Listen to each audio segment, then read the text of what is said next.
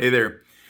This is Pastor Jonathan coming to you for this week's Real Talk. I want to thank Scott Bach Hansen, our Director of Congregational Care and Adult Discipleship, who puts these videos together every week. This week I am filling in for him because he's preaching, and so you get to hear from the other follically challenged, non-petite white guy on our church staff. So I just, one of the things that's been really cool about these Real Talk videos is hearing just some different perspectives on things that are going on in the life of the church, and especially things that are going on related to worship. So this week, Scott is going to be sharing with us about the idea of presence. It's the second week in our series that's called This I Promise You, that's all about the different ways that we can be a people of commitment within the life of our church.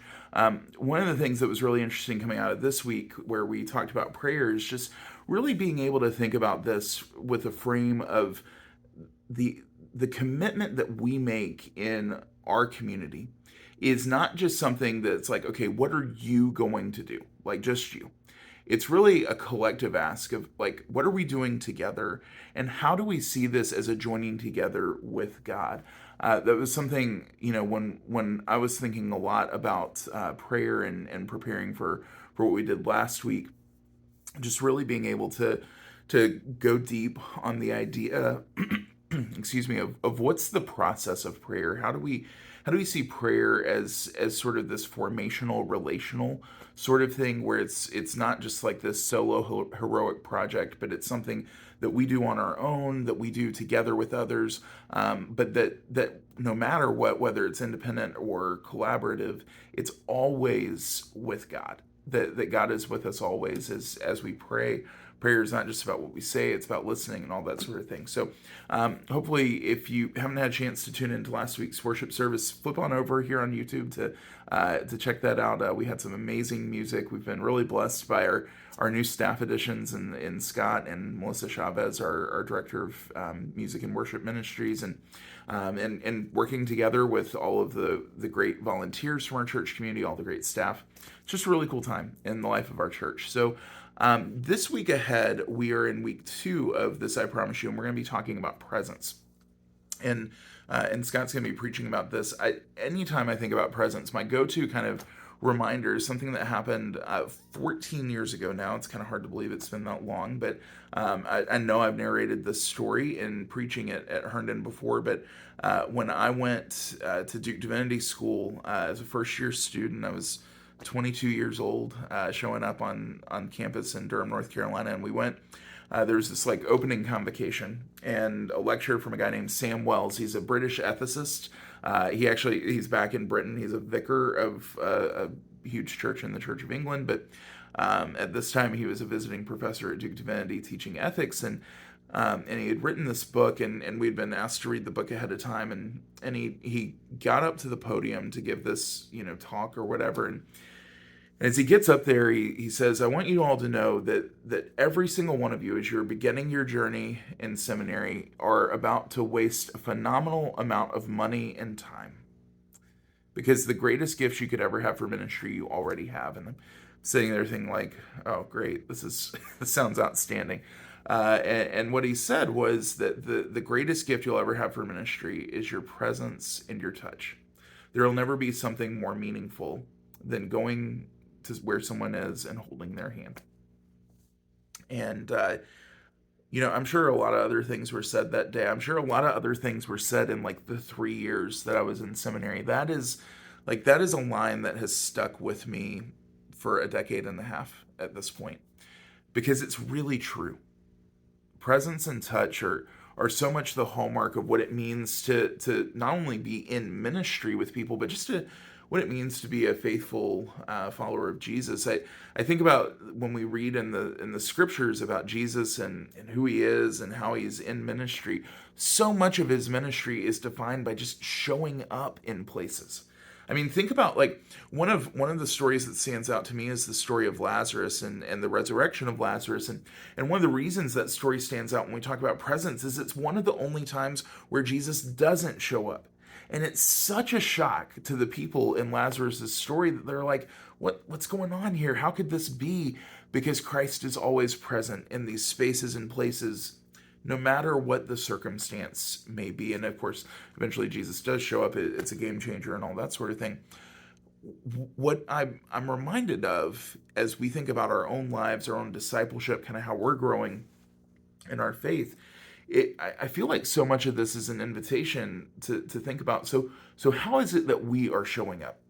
What does presence look like, especially right now? Because in the midst of a pandemic, let's be real, like showing up is not the same today as it was 2 years ago today. Like I remember in February of 2020, I was elected a delegate to general conference that was supposed to be held in May of 2020. I remember getting really, really amped up for a conversation that we had in our church sanctuary about some of the things that were going on at general conference. And I remember feeling like so worried about that. Like, is this going to be tension? Is this going to be divisive? Just a lot of different kind of feelings about what that was going to be like. And overwhelmingly, the gift of the Holy Spirit in that moment was like, Jonathan, just show up. It's not that you have to have all the answers. It's not that you have to get this exactly right. It's just showing up and being present with people in their questions and their uncertainties and their frustrations. Show up. And here's the thing, my friends, that's not just like a pastor job. That's the ministry of all Christians.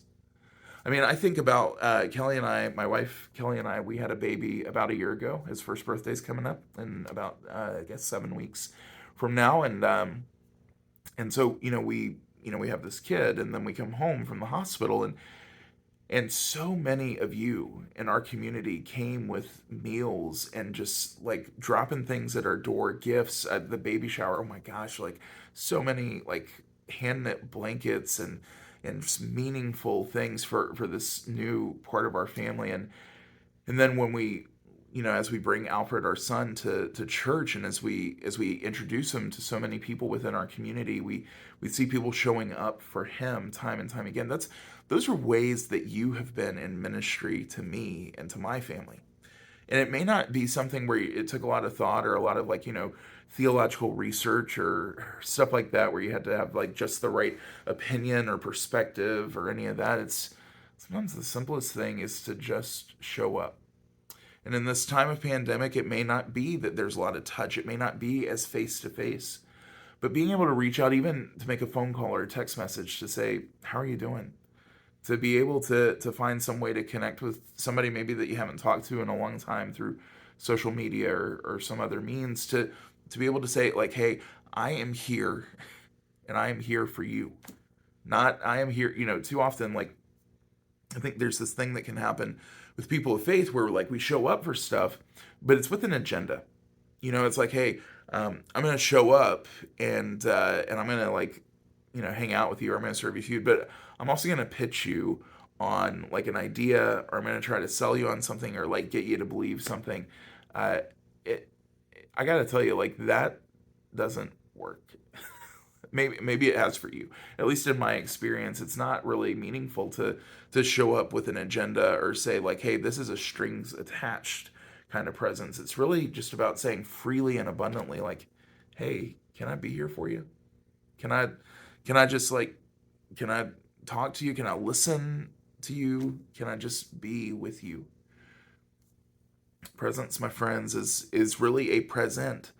And it's about being present, and it's about just allowing your spirit to connect with the spirit of others. Because when we commit to this collaboratively as a church, when we say, yes, I as an individual and then we as a church are going to do this, what we begin to see is that the ways that we show up are not just internal, they're also external. What I mean by that is, without getting too like organizationally defined here, it's not just about showing up for the people who are already your friends, the people who you already know. It's about showing up and saying, I'm a presence in the community. I'm going to be around here no matter what. I think about one of my buddies is a guy named Thomas James. He's a pastor in Alexandria, a church called Washington Street United Methodist. And for a really long time, Thomas developed a relationship with a local coffee shop where he'd go and have weekly office hours just right there in the coffee shop. And he had this little placard that he'd put up, and it had the church logo on it. It didn't have any of his information, but just said these simple words: the pastor is in.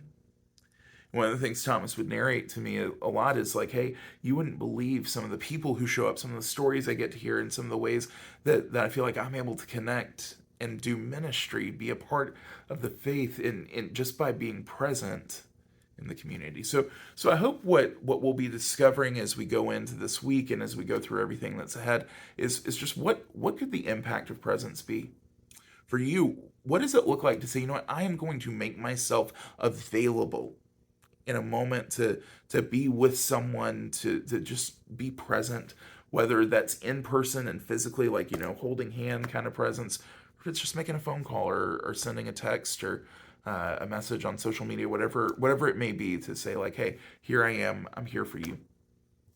I think presence is so important. So I'm really looking forward to what Scott is going to have to say in worship, and I'm excited for the rest of worship on Sunday at 10 a.m. We're in person in Doe Fellowship Hall, but we're also online at youtube.com/Herndon UMC. You can connect with that at any time. One other thing while we're here, I want to just address something. You're going to be, by the time this video goes out, we may have an electronic communication out about this. We may not. We announced on Sunday, we had a major kind of building issue happen last week. Our HVAC unit that controls the sanctuary has expired. It has met its maker, exploded. We're pretty fortunate that it just is a broken HVAC unit, not like a fire or something like that happened. But our church trustees are working really hard to secure a contract to rebuild that. But what it means is, like, with all the things that you hear in the news about supply chain and all that, also these HVAC units are like monstrously big, and so there's not like a warehouse where somebody's like, yeah, let me keep a few hundred of these around so that, when a church has an explodey one, we can send one to it. So it means that for the foreseeable future, we are not going to be in our church sanctuary for worship, and that bums me out. I know for a lot of you, the sanctuary is a meaningful place. It certainly is for me, but right now in COVID, the couple of things going on that are the rationale behind that I want to make sure you understand. One of those is just, it's cold in there. Like right now, I stepped in just to kind of check and see how things were looking. I think this morning it was 51 degrees in there, and that's like, if we said, hey, it's 51 outside, we might say, oh yeah, that's a decent winter day. But if you need to just, like, if you're just sitting in a 51 degree room for like an hour or so, you'd get pretty cold. So just the temperature thing is part of it. The bigger issue right this second is because of COVID and all that's going on with that. One of the things that's really important is having a really robust amount of airflow in a space. HVAC units do that by pumping air in and circulating air in spaces. And so when we don't have that, and actually it becomes a safety hazard to be able to be in that space. So for the time being, we're going to be in Doe Hall. We are going to be sticking with our blended service at 10 a.m. That seems to be working really well. That's a decision that's our resource management team together with our church staff are collaborating to say, hey, let's do that for the month of February. And then what we're going to be targeting is, as we get into Lent. Lent starts in March. Ash Wednesday is March 2nd. First Sunday in Lent is March 6th. What we're going to be targeting is bringing back our 5 o'clock service and doing that in the evening time alongside of the 10 o'clock service, to give a couple of options. That 5 o'clock service is a little bit more traditional, and it also reaches a community of folks that are gathering at night, which is something that's pretty important. And then what we'll be able to do by kind of focusing in that way during Lent, that allows us come Easter, which is in the middle of April. Hopefully by then we have a real sense of clarity. Maybe we have a solution for our sanctuary HVAC by then, but at least we have a really robust sense of clarity about what's going on there. And so that's where we're planning to head right now. Obviously, we say targeting that, we're aiming towards that. Things happen. There are certainly possibilities that maybe we could do other things, but also, COVID is a thing, and what we don't want to do is say, like, well, we're definitively doing this no matter what, and then all of a sudden circumstances change and we're not able to do that. So I would say that's where we're aiming, that's where we're going towards, and hopefully it'll be good. So, hey, that's what I got for you today. That's our real talk for this week. So Scott will be back next week to lead this, but I'm grateful to you for taking some time to hang out and just think about some things together. I think the big challenge I would leave you with today is to think about, like, how are you choosing to show up? Who are you going to show up for, and how are you choosing to show up for that person or that group of people? My hope is that you can show up with joy, that you can be a light of Christ, and that you can be a part of changing the world by committing to showing up as we all commit together, seeing how our lives and the world around us begins to change through that. So God loves you, and I love you. Enjoy the day.